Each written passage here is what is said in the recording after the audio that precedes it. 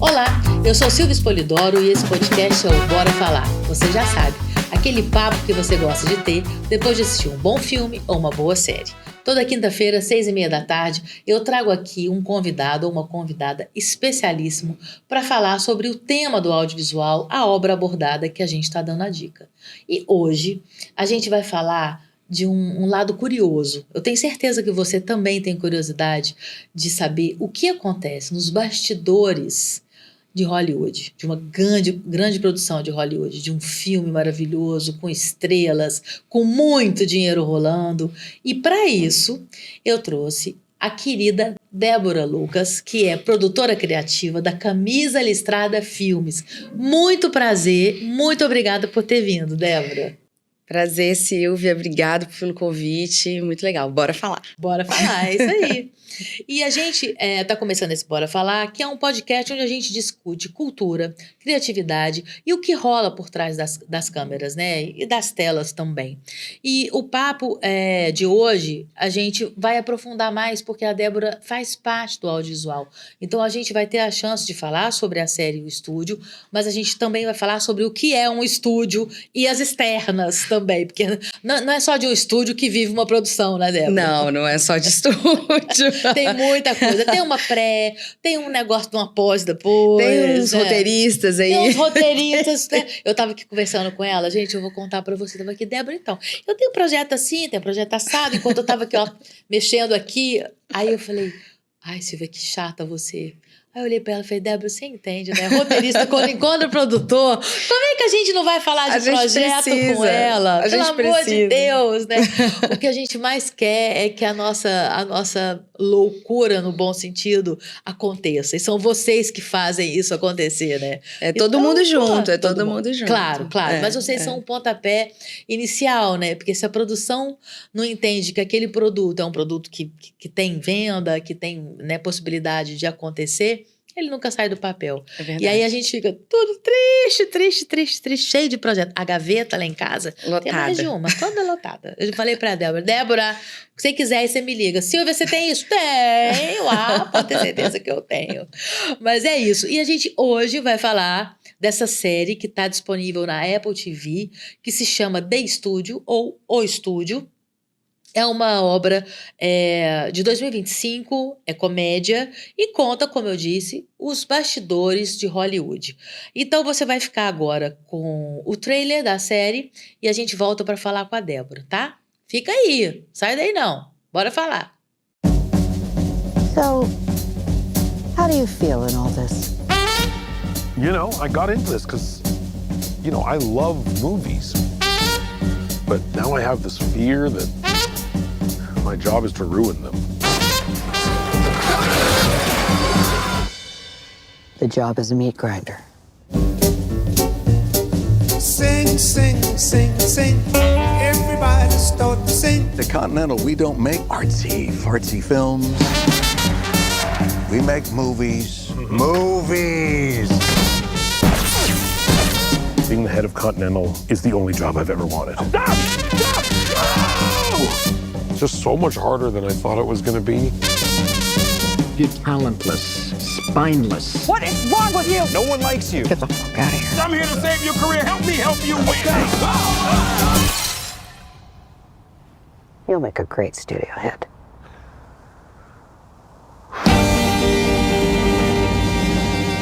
Então, já ficou com vontade de assistir?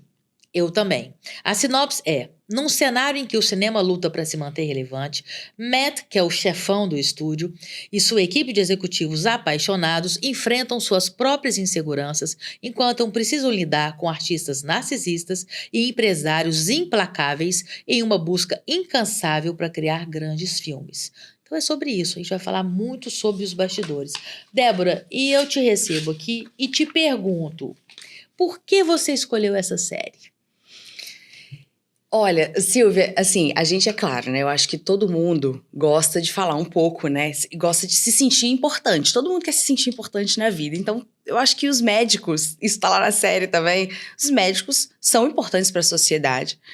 né? Os dentistas são importantes para a sociedade. Sim. E eu acho que as pessoas, todo mundo se sente importante na sua função. Os garis são importantes para a sociedade, as cozinheiras são importantes para a sociedade.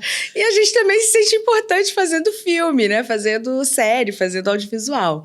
É normal, né? Então, quando a gente tem oportunidade de assistir alguma coisa que conta um pouco das nossas agonias, a gente se identifica, né? Claro. É até bem curioso, porque a gente não costuma fazer tanto sucesso um conteúdo que fale sobre os bastidores do audiovisual, enfim, do show business. Não é tão comum assim que... São poucos os conteúdos de bastidores. Existem várias séries, vários filmes. São poucos os que fazem muito sucesso. E The Studio tá aí, 23 indicações pro Emmy, incluindo Martin Scorsese indicado como ator coadjuvante, Gente, que é surreal.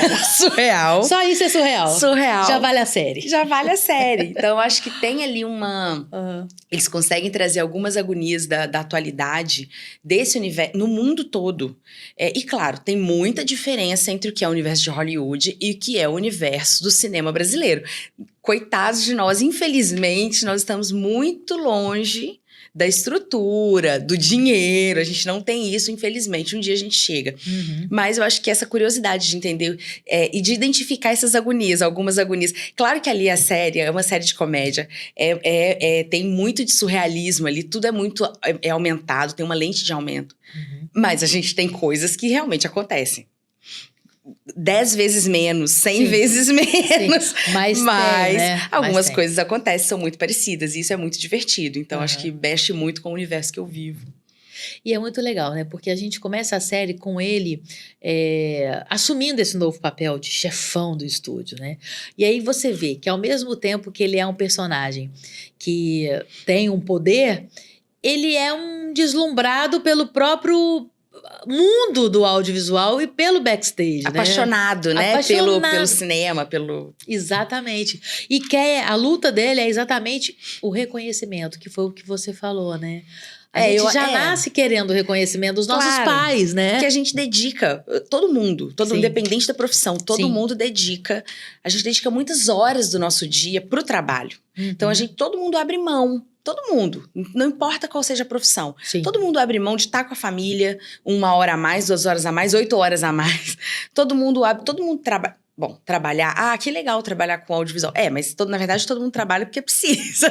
Porque bom mesmo é a praia, né? Não tem preocupação. Mas, claro, existe uma paixão, né? Sim. Que envolve isso e todo mundo se dedica muito. Então, todo mundo busca o reconhecimento. E é interessante, assim... Falando como produtora, né? Que, claro, geralmente a gente sabe que quem ganha os holofotes, na maioria das vezes, é o diretor e os atores. Sim. Os roteiristas, Roteirista muitas vezes são esquisitos. Não tem roteiro, é o ChatGPT que faz. Exatamente. Não tem roteiro. E os produtores, assim, claro, tem produtores que são muito conhecidos. Mas, na maioria das vezes, os produtores também não são lembrados. Eles são pessoas invisíveis. E a gente começa a trabalhar no projeto muito antes dele sequer pensar em existir. Na verdade, muitas vezes, quem traz o roteirista, quem traz o diretor, quem vai pensar nesse elenco é o produtor. Então, antes de existir aquelas pessoas, antes de existir qualquer coisa, o produtor já estava ali. E a série mostra um pouco isso, né? Dele querendo... fazer alguma coisa e tem uma... Tudo que a gente faz na vida carrega um pouco tudo que a gente acredita, né? Então tem ali esse personagem que ele quer fazer, ele quer ganhar um Oscar, ele quer fazer algo artístico, ele quer que as pessoas reconheçam o valor artístico do que ele faz. Ao mesmo tempo, o estúdio quer um negócio e fala assim, não, você tem que fazer um filme sobre o Kool-Aid, que é um refrigerante. Então você vai ter que fazer o filme, que é o que acontece com a Barbie, né? O filme da Barbie que existiu. O filme do Kool-Aid. Pô, mas o Kool-Aid, não quero fazer o filme do Kool-Aid. Mas o estúdio quer, e isso vai ter um retorno financeiro e tem um público interessado nisso. Então, isso é um negócio. Então, para além do reconhecimento artístico, tem a parte do negócio e, de certa forma, a gente aprende a equilibrar no negócio a parte artística. Então, mesmo os conteúdos, os projetos que são super comerciais, na falta de outra palavra, tudo é comercializável, né? Mas que são muito divulgados, são projetos grandiosos para uma massa, que não são tão artísticos ou não vão para o Festival de Cannes, eles também têm o seu valor artístico, também foram cuidados, pensados, profissionais trabalharam ali, pensaram naquele conceito. Então tem é um profissional que está ali se equilibrando, né? Tentando entender como que ele pode manter a paixão dele, que não tem jeito, é isso, ele tá ali horas, a gente dedica horas, então todo mundo quer ser reconhecido, mesmo pelo filme do Kool-Aid, não importa. Não importa. E você citou uma coisa muito interessante. A gente tem um cinema nacional hoje muito mais forte do que antes, óbvio, né? A gente acabou de ganhar um Oscar. Poxa, como a Esse gente ano imaginaria? é muito especial. E eu vou dar um depoimento aqui. Eu assisti a Nora, não tinha assistido ainda, eu tava... Sim, confesso, eu tava com ranço. E aí eu resolvi. Falei, não, tudo bem, você tem que encarar isso. Pelo amor de Deus, gente. Roubaram esse Oscar da Fernanda Torres. Eu já sabia. No fundo, eu sabia. Ai. Mas eu quis ser... Como pode ter dado o Oscar? A moça trabalhou muito bem, maravilhoso. Você não compara nem a temática do filme, apesar de a Nora ser um filme interessante, o ponto de vista, como eles colocam a mulher, a objetivação, né? Ok, mas... Gente, a gente não tem como comparar um filme com o outro. É um negócio assim que é café com leite, com não sei nem o quê. E tiraram o Oscar da Fernanda Torres, gente. Tiraram o Oscar dela. E tem isso, assim, que é uma coisa... A questão do reconhecimento artístico, de você ganhar um prêmio, é uma coisa socialmente muito relevante. Mas dentro do mercado, assim, quem está trabalhando na indústria, a gente entende que não é bem assim. E entre os pares, a gente sabe que não é bem assim. Você vê, lá na série The Studio, quando ele conta tá falando com a mãe, eu não me lembro ao certo, acho que ele tá falando com a mãe que vai ter a CinemaCon. Ela fala assim, não, você vai ganhar a Comic Con. Ele, não, é CinemaCon e eu não vou ganhar nada, é só um evento. Não, é isso. Porque as pessoas sempre pensam que se você vai ter um momento relevante, é um prêmio que você tá ganhando. Sim. E se você ganhou um prêmio, aí sim você é relevante. Só que, na verdade, dali a um mês, ninguém mais lembra que você ganhou aquilo. Não. O Oscar é diferente. Sim. Porque você tem uma campanha muito grande, mas um prêmio que não seja o Oscar, mesmo o Festival de Cannes, que não é tão popularmente conhecido, porque o Oscar é popularmente conhecido, Sim. é transmitido no e Brasil. Cannes já é mais uma elite, né? Cannes tem um perfil específico, Roterdã tem um perfil específico. Então, assim, Sim. se você ganha Roterdã, você não é importante? É muito importante. Mas se você ganha o Prêmio Grande Otelo da Academia Brasileira de Cinema, não é importante? É muito importante. Claro, é um reconhecimento. Mas não é só isso também que faz sentido dentro da indústria. A gente sempre observa, enfim, a gente está sempre observando como que os profissionais e como que o mercado vai se comportando, não só pela premiação, mas pela qualidade do que vai sendo produzido. E claro, a gente vai sempre se comparar com Hollywood, porque é inevitável. Ao mesmo tempo, a gente sabe das diferenças, né? Então, realmente, é doloroso, porque você vê uma atuação da Fernanda Torres dentro de um filme que já é um filme que tem um valor, ele tem um custo de produção muito acima do que é o padrão do mercado. Que bom que eles conseguiram levantar esse dinheiro. Não é comum, assim, não é todo mundo que consegue levantar o mesmo orçamento que eles tiveram. Que bom que conseguiram para fazer efeitos visuais incríveis, usar carros de época incríveis, ter um valor de produção muito bom, de uma direção de arte impecável. Isso aparece no filme. Esse custo aparece no filme. Mas nem se compara o que é o custo de um filme de Hollywood.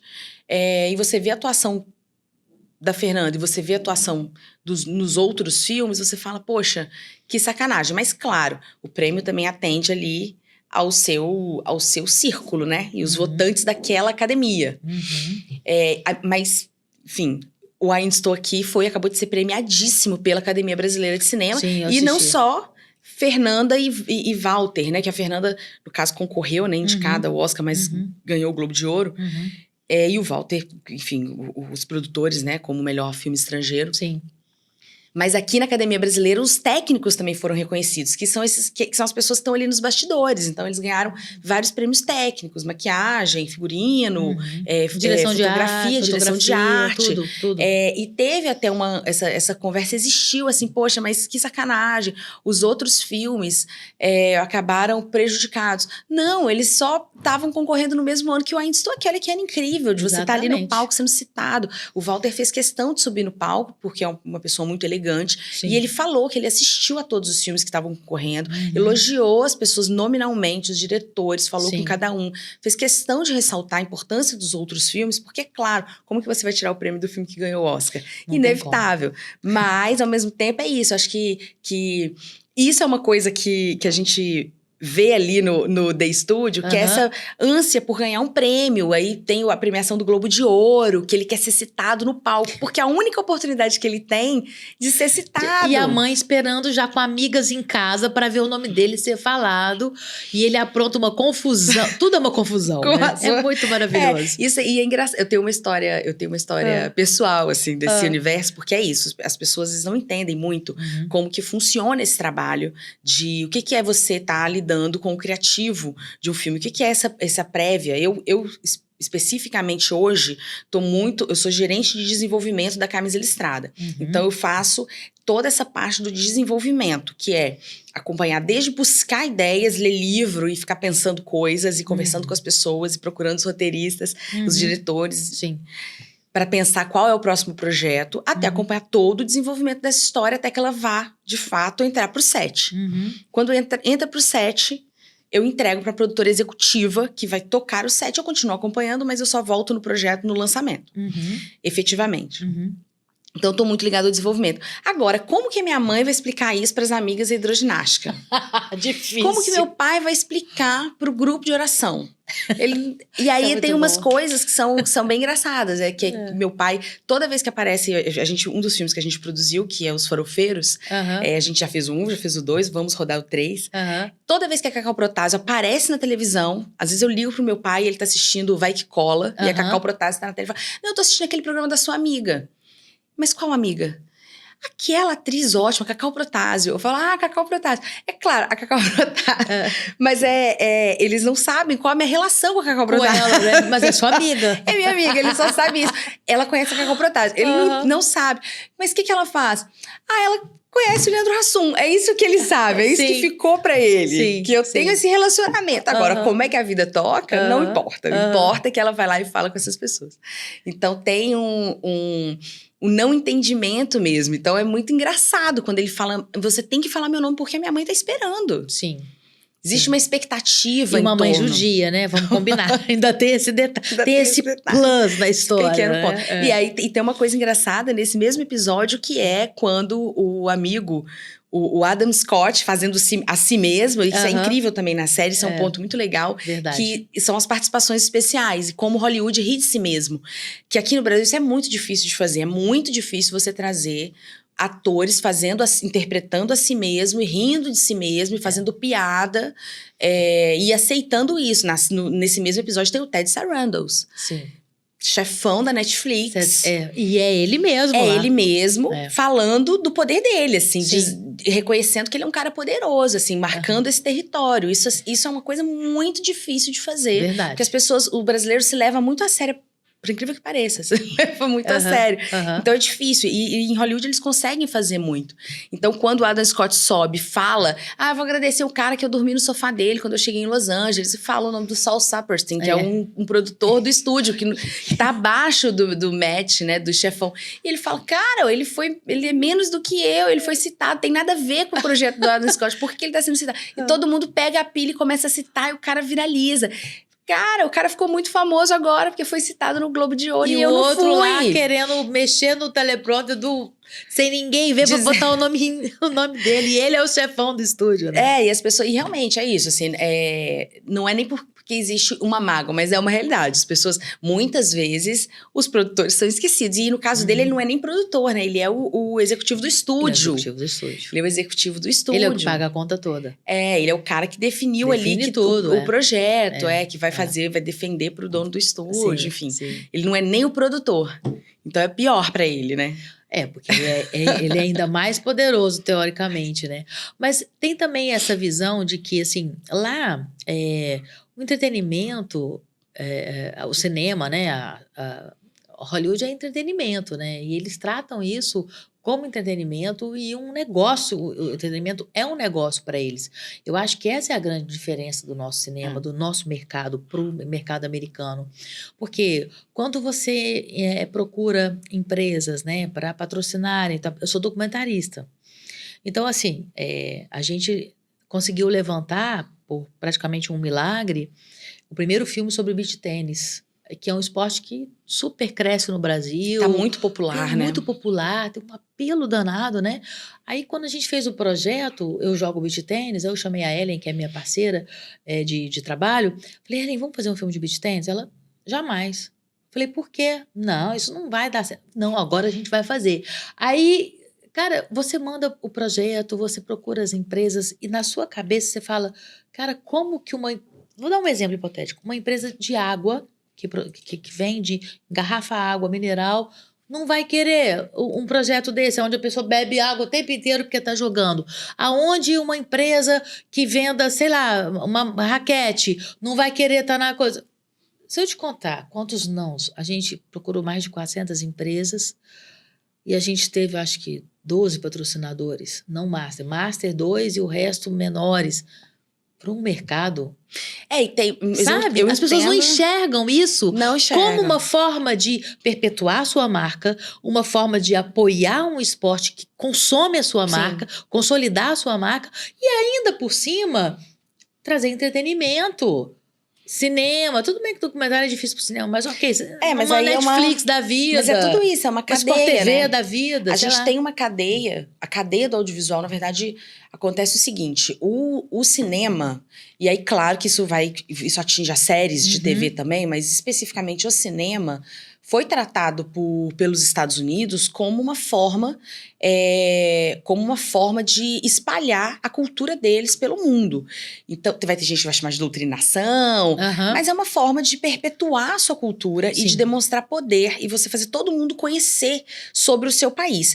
E isso, assim, a Coreia do Sul também fez isso, não é à toa que hoje a onda, ou não hoje, né, já há 10 anos, a onda coreana, que vai incluir os doramas, o K-pop, enfim, tudo que relacionado a essa cultura coreana, até a comida coreana, a chegada de muitos restaurantes coreanos no Brasil e em outros países do Ocidente, tá ligado a isso, é ligado a uma expansão cultural que é orquestrada de forma muito inteligente pelos governos. Então, existe uma ação governamental articulada que vai envolver não só o departamento, o Ministério da Cultura, mas vai envolver o Ministério da Economia, o desenvolvimento do país, as relações internacionais, porque você usar a cultura, uma forma de espalhar a cultura do seu país é usando o cinema. Não como doutrinação, porque é uma palavra que eu não gosto, porque eu não acredito nisso. Eu não acho que as pessoas são tão estúpidas a esse ponto. Mas uma forma de você conseguir ser visto e atrair turismo, atrair investimentos para o país, atrair indústria. E, assim, eu falo por mim. Eu fui uma criança que cresci vendo Sessão da Tarde. Eu cresci assistindo Sessão da Tarde. Então, eu sou o fruto da Sessão da Tarde. Então, os filmes do John Hughes, por exemplo, anos 90, as comédias dos anos 90, todas eu assisti. Enfim, muita coisa que formou ali, né, uma geração, como Goonies, um clássico. Todos esses filmes clássicos da Sessão da Tarde, eu assisti todos muitas vezes. E aí, o que aconteceu? A primeira vez que eu fui para os Estados Unidos, eu percebi uma coisa que eu nunca... Uma coisa que ninguém nunca tinha me falado, nunca tinha entendido. Achava que era só um traço cultural diferente do nosso. Que é você assistir um filme e as pessoas vão jantar às 17. Eu nunca entendi. Eu falava assim, gente, 17 horas, isso não é hora de jantar. Por que as pessoas jantam tão cedo? Eu fui entendendo, porque as cidades, uma coisa é Los Angeles, uma coisa é Nova York. Outra coisa são as cidades que não são essas capitais gigantes, que a maior parte do país. As capitais são a menor parte. Essas outras cidades não têm vida noturna. As coisas fecham muito cedo. Você não tem iluminação pública nas ruas. Por quê? Não tem uma necessidade. A gente está muito habituado a todas as ruas ter iluminação pública. Então, o que acontece às 17? É noite. Tá tudo escuro. Só que 5 da manhã já é dia. O sol já levantou. Então você acorda muito cedo. E aí eu percebi que eu comecei a acordar muito cedo. E que quando dava 7 da noite, eu já tava assim, gente, eu preciso muito dormir. Deu meu horário, então eu tenho que jantar às 17. Então tem uma lógica, uma outra forma. E isso me pegava muito, porque eu via nos filmes e falava, gente, não tô entendendo. Ou seja, eu aprendi que lá tem um comportamento por causa da quantidade de filme que eu vi. É muito bobo isso, mas é só pra dizer que como que isso funciona, como que você aprende. Assim como hoje, todo mundo sabe que os relacionamentos na Coreia do Sul, as pessoas não chegam se beijando como é aqui no Brasil, é muito comum. E você vê, assim, hoje com essa coisa das redes sociais, as pessoas comentam, nossa, conheci uma brasileira, fiquei impressionado, ela me beijou numa festa. Para as outras culturas isso não é comum. A gente acha comum que é a nossa cultura. Então você saber usar o audiovisual como uma ferramenta de expandir o seu país é muito inteligente. Infelizmente, dito tudo isso, infelizmente a gente não tem assim, não teve, em muitos governos, continua não tendo hoje uma grande articulação governamental em prol do audiovisual como indústria, para ser tratado como indústria. E isso a cada evento que acontece, a gente continua vendo. Tem uma tendência a dizer assim, porque o cinema brasileiro é a cultura. Cara, claro, é parte da cultura, mas o cinema brasileiro ele tem que ser visto como uma indústria. Perfeito. Assim como tem a indústria automobilística, assim como tem a indústria do agronegócio, assim, é uma indústria, porque movimenta muito dinheiro, tem possibilidade de movimentar muito mais, mas precisa de investimento. Então, assim, porque não sei o que lá, usam as leis de incentivo. Mas assim, o procedimento da lei que você consegue um benefício fiscal por incentivar um filme ou uma peça de teatro que seja, é o mesmo que se usa para você investir numa outra indústria. A indústria automobilística, quanto que tem de isenção de imposto para que eles se estabeleçam, às vezes, em um determinado estado, numa cidade, ou vir para o Brasil. O agronegócio, quanta isenção eles têm. Nada contra eles, que bom que eles conseguiram. A gente também tem que conseguir, mas a gente precisa ser visto como isso, como uma indústria. Perfeito. E aí é isso, é uma loucura. A gente vê, quando a gente assiste uma série dessa, a gente fica sonhando, porque o cara vai na festa lá com os médicos, no leilão, e ele fala, eu vou dar $200 mil. Você fala, caramba, como que esse cara faz uma piada gastando $200 mil porque ele tem dinheiro? Quer dizer, a gente tá falando de um universo financeiro que é irreal pra gente. Assim, é difícil até de imaginar. Porque é difícil ter $200 mil pra fazer um filme aqui, né? Não é difícil, assim, pra conseguir $200 mil pra fazer um filme é muito difícil. De baixíssimo orçamento, leia-se de passagem. Baixíssimo, porque a gente tem que considerar que um filme de baixo orçamento é um filme de $1 milhão. Que seriam 5 milhões e pouco de reais. Então, $200 mil, sei lá, $1 milhão. Você faz mal um documentáriozinho. É um documentário. E a gente faz documentário. Você nem vou te contar o orçamento do documentário, que você vai falar, mentira sua. Mas eu entendo, você falou essa coisa da captação. A gente já há muitos anos que não consegue captar dinheiro através de patrocínio, que é esse mecanismo, né? De direto, artigo primeiro, direto, né? Aporte direto, então nem pensar, mas nem pelo artigo primeiro A da lei do audiovisual, a gente não consegue há bastante tempo, porque tem essa dificuldade das empresas olharem, porque tem um outro fator. Como a gente tem como a nossa cadeia não é industrializada, a gente é muito frágil. A gente estava ano passado ainda brigando para cota de tela. A gente ainda está brigando, tentando que se regulamente o streaming, que não investe nada no país. Então, é muito difícil. A gente está brigando por coisa há anos, pedindo, implorando. Parece que a gente pede um favor. E não, quando na verdade o dinheiro que se injeta nisso volta para os cofres como imposto, então gera muito, é um ciclo, assim, quem tiver interesse em ler sobre isso é fácil, é só dar um Google e pesquisar quanto que a indústria do audiovisual injeta na economia, quanto que rende, quanto que volta pro governo, pro país, enfim. É muito dinheiro. Eu não sei mais como que tá hoje nesse momento, mas a gente já tinha ultrapassado a indústria automobilística. Então, eu não sei como tá neste momento, porque é isso. É tanta oscilação, os editais que acabou o investimento, não vai ter mais essa linha. Ano que vem, talvez. É uma instabilidade. Todo ano, a gente tá todo ano, todo ano a gente tá retomando. Lá nos anos 90 teve a fase da retomada do cinema brasileiro, todo ano a gente tá retomando, é impressionante. E é desgastante.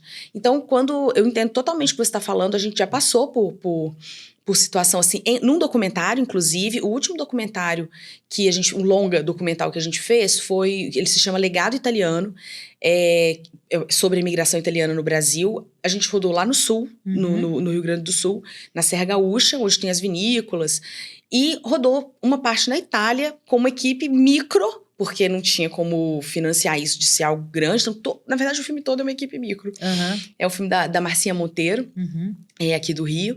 E ela tinha muita entrada com as vinícolas. Então, o que ela fez? Ela foi até as vinícolas e ela fez todo esse processo de captação.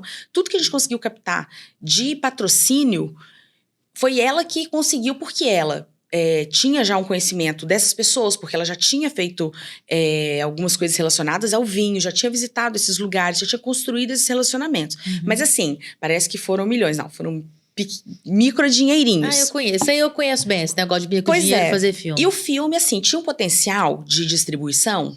Nos cinemas, não. A gente já sabia que não tinha um potencial para os cinemas. Mas o que a gente sabia? Que a gente queria construir um filme para que ele fosse, para que ele circulasse, fosse exibido na Serra Gaúcha e de alguma forma fosse exibido na Itália. E a gente conseguiu uma parceria da Globo News, mas era assim, uma exibição na Globo News. Uma única exibição na Globo News. Isso não fazia verão para as marcas, porque o que eles pensavam? Poxa, mas assim, esse filme vai ser visto? Eu vou te dar um dinheiro e ninguém vai ver o filme, então não vai ver minha marca. Não faz sentido me associar a você. Tudo bem, quem entrou por amizade, por consideração, porque confiou na Márcia. O filme ganhou, simplesmente, o Festival de Trento, lá na Itália, um festival importantíssimo, são várias categorias, e tinha uma categoria Atualidades, que a gente ganhou um prêmio da RAI, que é a televisão italiana, que seria, sei lá, a Globo, equivalente à Globo, uma TV importante. Ganhou esse prêmio e depois disso o filme circulou vários lugares da Itália. Foi super exibido e as pessoas continuam procurando por esse filme. Esse filme foi lançado em 2020. Ele continua sendo exibido, já foi exibido em vários pontos diferentes da Itália, continua sendo exibido no Sul, sempre aparece um pedido de exibição. Então o filme foi muito exibido. A Netflix licenciou o filme. Que legal! O licenciamento na Netflix já terminou, então não está mais na Netflix. Sim. Tá agora tá entrando agora nessas plataformas que aluga, né? Sei. Que você aluga o filme. Mas o filme circulou muito. Só que foi inesperado. Por quê? A gente não tem um incentivo para exibir documentário. Então a gente não consegue captar. Da mesma forma, você também não tem, mesmo filme de ficção, é aquilo. Mesmo que seja um filme que você tenha um ator super famoso, qual garantia você tem de exibição? De quantas pessoas vão ao cinema? Não existe uma obrigatoriedade das salas exibirem, não existe agora tem a cota de tela, mas enfim, é uma obrigatoriedade muito rasa, é muito pequeno. Você não tem uma obrigação das plataformas exibirem conteúdo brasileiro. Quando a lei da TV paga começou, se eu não me engano foi em 2015, que era uma obrigação dos canais exibirem conteúdo brasileiro. O que aconteceu? Todo mundo saiu licenciando. Foi uma corrida atrás de conteúdo, porque se você não tivesse com X horas da programação que fosse conteúdo brasileiro independente, ou seja, produzido por produtoras independentes, que não são vinculadas a nenhum canal de TV ou distribuidora, que são pessoas independentes produzindo, criando, como você é, como nós somos. Se não tivesse, iam ser multados pelo governo. Então, todo mundo correu atrás para licenciar conteúdo. Então, assim, tem muito filme por aí que não tem janela. No prêmio Grande Otelo, que acabou de acontecer, teve um documentário que ganhou, que é o Três Obás de Xangô, lá da Coqueirão. Que eu tô louca pra assistir, que não tem janela. Tô louca pra ver. Que não tem, que o produtor subiu no palco e falou que não tem licença. Achei a fala dele perfeita. E é isso, assim, de certa forma, ainda falta uma organização, que na verdade é isso, a organização da cadeia, porque a partir do momento que todo mundo, que a sociedade enxerga o audiovisual como algo de valor para o país, como enxerga, por exemplo, o agronegócio. A gente pode falar mal do agronegócio por horas. Tem várias questões, mas há de se admitir que o agronegócio é uma parte muito importante da economia do país. Questões, tem que ver ali, tudo bem, mas é importante. Não dá para dizer que a indústria automobilística não é importante para o país, é muito importante para o país.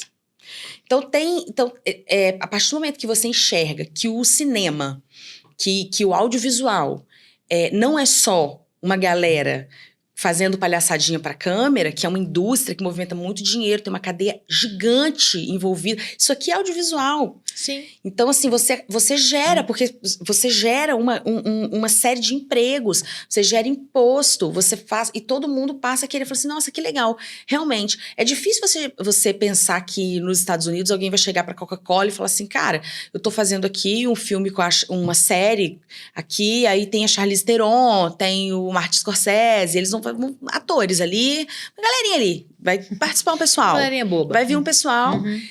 E eles falaram assim, não, acho que não há visibilidade o suficiente pra minha marca. Não existe isso. É um conteúdo, é diferente, assim. Hoje, talvez, se você fala assim, é um filme da Netflix. As pessoas falam, olha, que legal. Só que no Brasil ainda é assim, é um filme da Netflix? Não, então custa o dobro pra você. Porque você tem mais dinheiro do que o filme o filme independente. Quando, na verdade, devia ser não é esse o ponto. O ponto é, todo mundo tinha que conseguir produzir, realizar da mesma forma. Perfeito. Se você não tem, se você tem um porte de produtora e tá realizando Netflix, tá realizando Amazon, tá lançando filmes grandes, tá fazendo...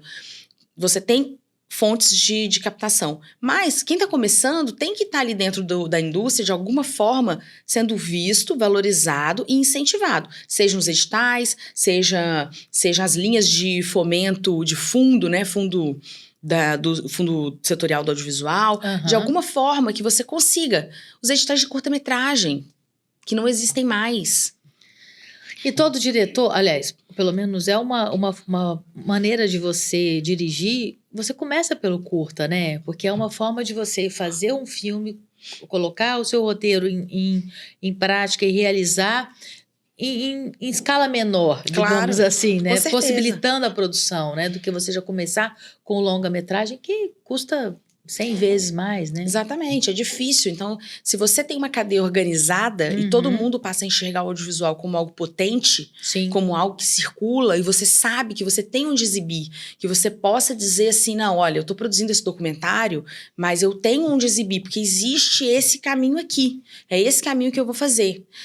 Você tem mais valor, assim, você consegue entregar mais valor para essas marcas que vão te apoiar, para essas pessoas que vão participar, encontrar uma forma, assim, e aquilo, né, a gente também tem uma coisa também que é normalizado, a gente não trabalha, enfim, eu acho que eu já não trabalho nesse universo da guerrilha há muito tempo, mas já estive lá e vejo muita gente que tá no mercado ainda topando a qualquer custo. Por quê? Pelo sonho de realizar.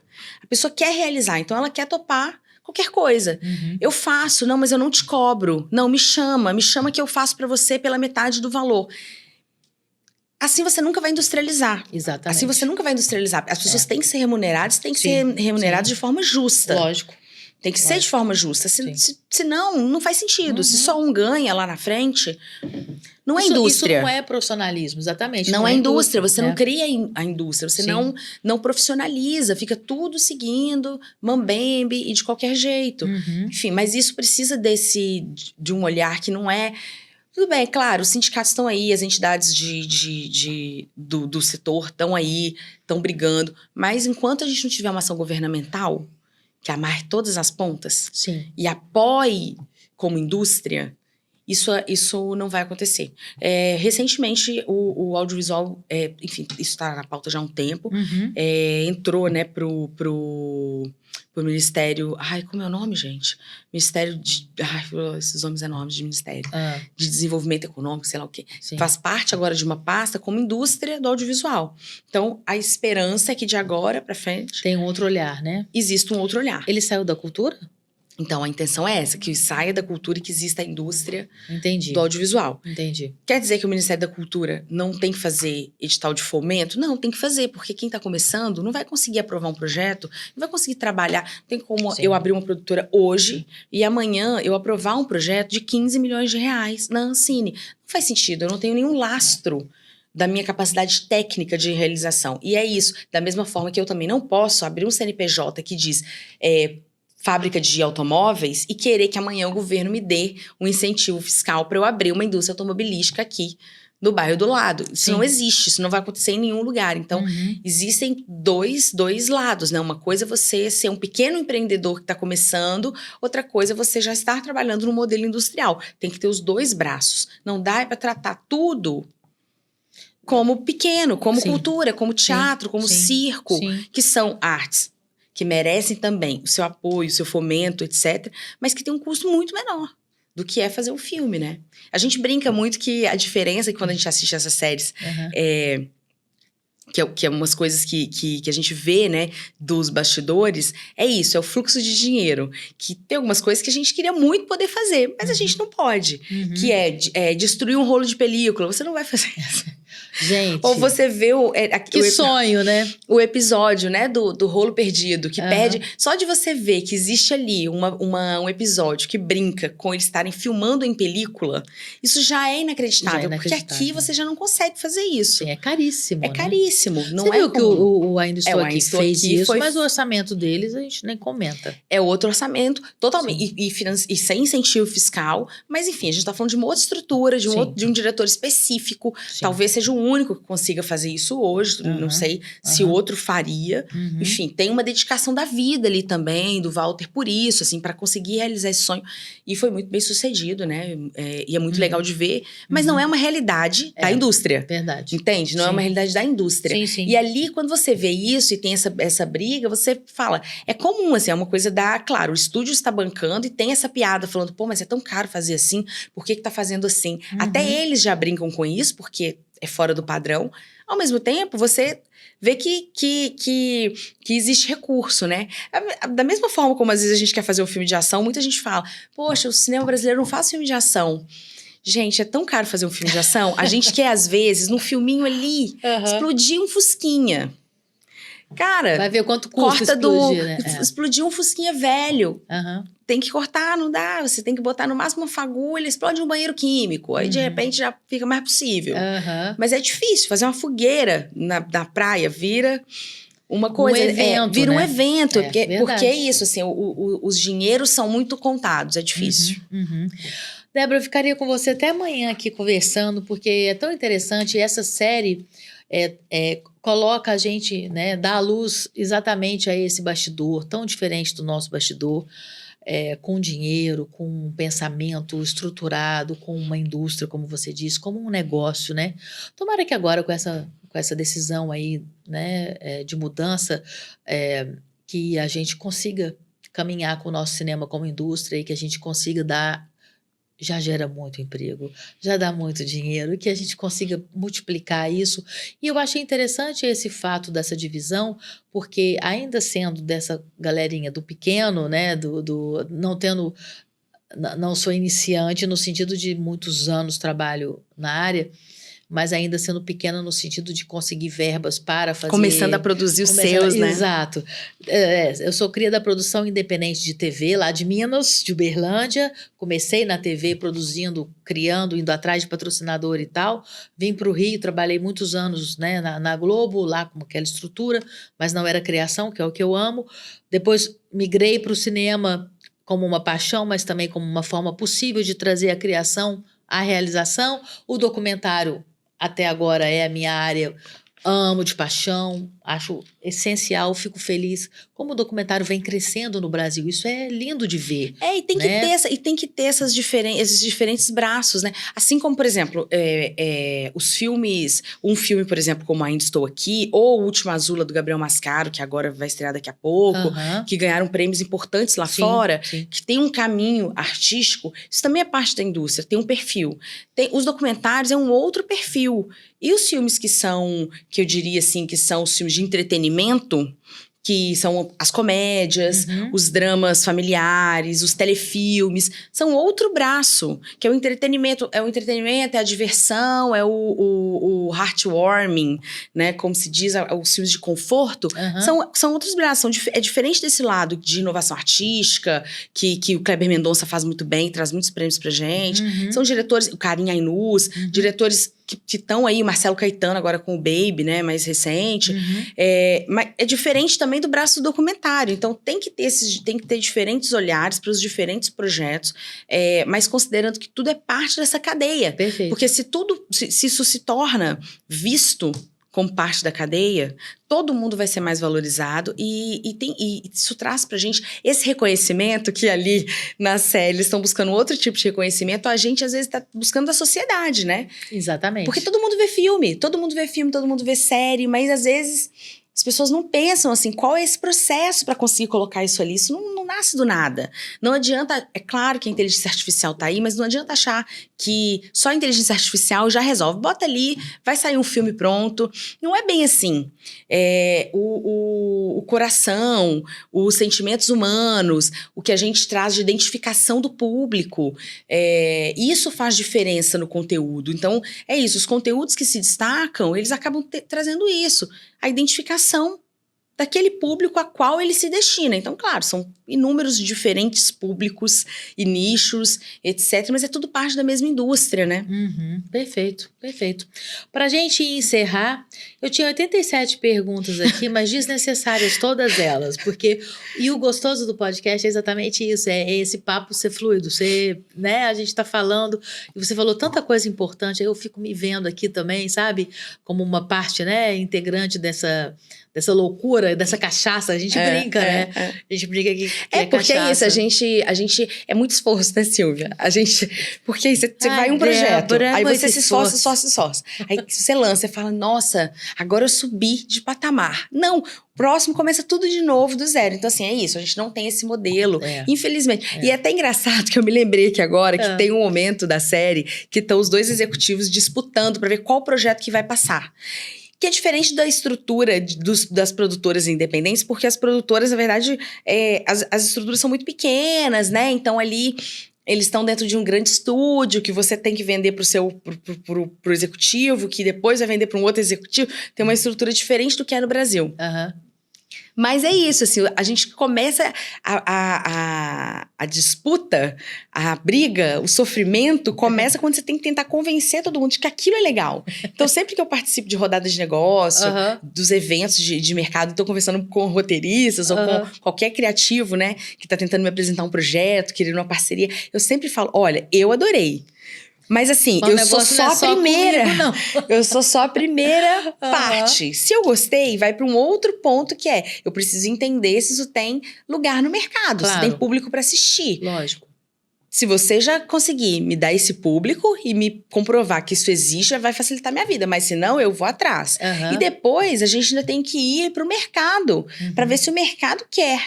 E a gente bate muito nisso, assim. Bate muito, dá de cara na porta, do tipo, é muito legal o seu projeto, mas eu não quero. Mas eu já tô fazendo um parecido. Aí esse mais vírgula, dá o coraçãozinho da gente sofre tanto. É muito pequeno, assim, apesar da gente produzir muito conteúdo, você, como não tem essa estrutura, essa indústria modelada para que os filmes encontrem as suas janelas, então a distribuição ainda é um gargalo grave da indústria brasileira, do audiovisual. Como tem esse gargalo, é difícil às vezes, porque mesmo que se produza, muitos filmes não são vistos. Então, isso existe uma frustração também, porque você começa aqui acreditando num caminho, traçando esse caminho, e não necessariamente você vai conseguir atingir, porque você depende de outras pessoas, de outros fatores que estão preocupados com outras coisas, que não estão vivendo o seu sonho, que não certeza. Que não querem, que não estão nem aí pro seu projeto. Não é o projeto da vida deles, é o seu, não é o deles. É exatamente isso. Ai, bom, você vai voltar, tá? Eu vou te chamar de novo pra gente conversar mais, porque é muito pouco tempo pra gente falar. Pra gente encerrar o nosso papo de hoje, por que eu devo assistir The Studio? Olha, eu acho que primeiro é uma comédia leve, assim, é divertido. Independente da temática de Hollywood, é divertido ver que é um bando de maluco fazendo maluquice. Eu gosto muito do Seth Rogen, que criou a série. E ele tem os filmes dele, tudo que ele já fez, já produziu e atuou, enfim, tem esse DNA de ser um pouco surrealista, de brincar no limite da loucura, mas The Studio é bem realista, com uma pitada de maluquice. Então, é divertido, é pra assistir. E os episódios são curtos, de 30 minutos, é pra assistir na hora do almoço, é pra se distrair, se divertir. E no final ficar pensando que como sofre a galera que faz filme. Mas a gente sofre, mas a gente gosta, né? Gente, Débora, muito obrigada pela sua vinda, pela sua presença, por trazer tanta coisa boa pra gente aí do mercado, falar sobre cinema e falar sobre o nosso mercado também, né? Que todos nós aqui batalhamos para estar nesse mercado, torcemos para que ele dê certo, para que cada vez aumentem mais as verbas, para que a gente possa produzir muito. Já te falei, minha gaveta tá lotada lá em casa, é só você me gritar, Silvia, você tem alguma coisa? Muito obrigada, querida, obrigada mesmo de coração. Obrigada a você, adorei. Bom demais da conta. Olha, Cris Lima, um beijo pra você, que a Cris joga tênis comigo. Eu falei, você vai no podcast? Ela, vou. Só que ela fica indo pra Minas. Eu falei, então a Débora vem antes. Uma simpatia a você, muito Ela tem obrigada. que vir, porque ela assiste muita série. Não, ela vem. Ela já tá agendada. Ela tem que vir indicar série e videogame, jogo de videogame. Ah, tá vendo? Olha, um lado de Cris Lima que eu não conheço, conhecerei. E pra você que esteve aqui com a gente até agora, você já sabe, eu brindo com você, Martha Chen, essas peças lindas, maravilhosas que são produzidas especialmente pra você. Você já sabe, o arroba dela tá aqui, arroba @MarthaChen. E muito obrigada, minha amiga, por apoiar o podcast, por apoiar a cultura. É tão bom, né? A gente tem que agradecer muito quem apoia a gente, né? Quem faz a gente poder acontecer. Tem que agradecer. E além de tudo, são essas coisas lindas. Vamos brindar. Martha Chen, tá aqui. Saúde. É nóis. E Moringa Barra, você já sabe, cuida do meu visual, pode cuidar do seu visual também. É muito importante a gente estar bem por dentro, aliás, é essencial, e por fora, melhor ainda, porque você consegue fazer que a sua luz apareça e que todo mundo veja seu cabelo bonito, sua unha, cabelo hidratado, cabelo bem cuidado. Então você já sabe, a Mari e a equipe dela estão aí para te atender, @Moringa_Barra. E você, já se inscreveu aqui no canal? Cadê? Deixa eu ver. Vai lá. Me ajuda, gente. Engaja comigo, por favor. Dá o seu like aí, curte o canal, compartilha com as pessoas. Quem gosta de cinema, quem gosta de bastidores. Aí, ó, The Studio tá aí na Apple para você assistir e podcast tá toda quinta-feira, 6h30, com episódio novo para você. Se não, tá aí. Você pode assistir os passados também, que o YouTube é eterno, tá? Então, quinta-feira que vem, bora falar?